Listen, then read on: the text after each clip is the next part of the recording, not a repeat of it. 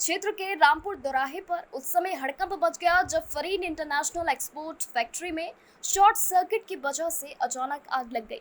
आग इतनी भयंकर थी कि आग ने देखते ही देखते विकराल रूप धारण कर लिया था। आग की लपटें आसमान को छू रही थी। क्षेत्रीय लोगों ने आग पर काबू पाने का प्रयास किया, लेकिन आग विकराल रूप धारण कर चुकी थी और आग पर काबू पाना लोगों का मुश्किल हो गया था।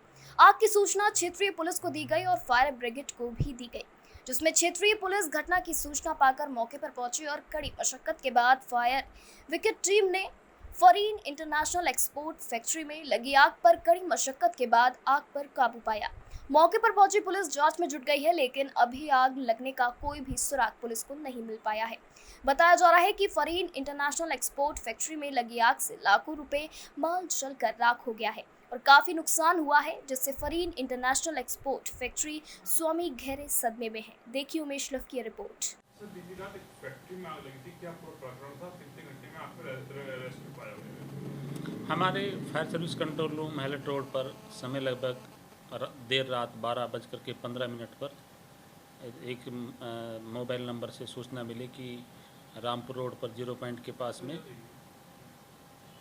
फरीन इंटरनेशनल एक फैक्ट्री है, उसमें आग लगने की सूचना है। तत्काल हमारी 2 fire tender Katghar fire station से रवाना किया गया। इसके बाद में क्योंकि लकड़ी का उसमें कार्य होता था, उसमें काफ़ी बड़ी लपटें थी और ऐसा प्रतीत होता है कि आग काफ़ी पहले लगी होगी, लोगों ने नहीं देख पाए, किसी ने सूचना दिया पड़ोसी ने, तो तत्काल आग को देखते हुए हमने 2 फायर टेंडर कटघर से भेजे।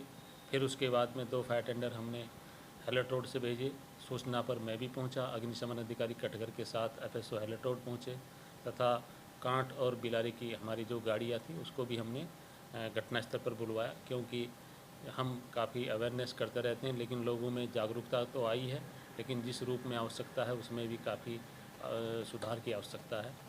तो हमारी गाड़ियों ने लगातार पंपिंग कर आग पर काबू करने का प्रयास किया। आग इतनी भयानक थी कि आग जो फर्स्ट फ्लोर पर थी, हमारी मशक्क़त के बाद में वो आग हमारी फर्स्ट फ्लोर पर रुकी रही और हमने किसी तरह से उसको काबू पाया।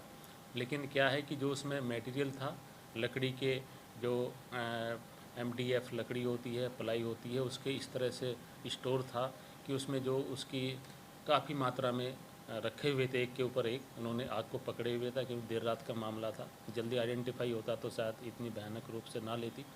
और उसमें आगे मतलब हमारे कर्मचारियों ने उसको काबू पाया, लेकिन जो उसको मलबा हटाने के लिए रिक्वेस्ट किया गया हमारे द्वारा भी कि JCB मंगाई जाए। JCB नहीं उपलब्ध करा पाए, तो उनकी जो लेबर थी, हमारे जो कर्मचारी थे, उन्होंने सामान को हटवाना शुरू किया।